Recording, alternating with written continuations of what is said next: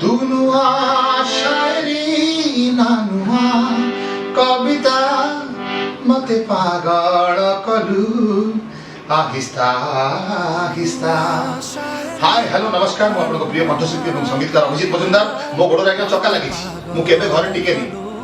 राति रे मोर शोज थाए प्रोग्राम थाए दिन बेले शूटिंग कंपोजिशन याडू सियाडू मीटिंग खटी मटी चटी सब थाए किंतु वर्तमान घर भीतर आइसोलेटेड कारण मु कोन आपण मान भी आइसोलेटेड होवा दरकार कारण वर्तमान जो परिस्थिति चलछि सारा विश्व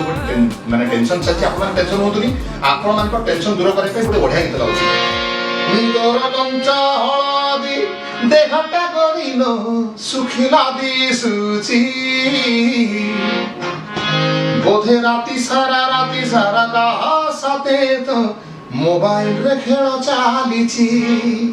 आ प्राइम मिनिस्टर आ चीफ मिनिस्टर जहा कहिसंती अक्षर अक्षर सत आमे टिके मानिबा कथा वर्तमान आमे माने टिके आइसोलेटेड हवा कथा आमे बाहर को जीवानी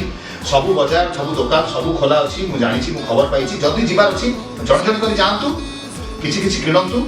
आ आराम से घर को आसतु हाथ को केम धोइबा अछि समस्त तो कहउछन आपण देखुथिबे आपण माने मो कथा मानंतु एवं ए बढ़िया गीतटा सुनंतु। अरे एक दिन ये कहानी बनेगी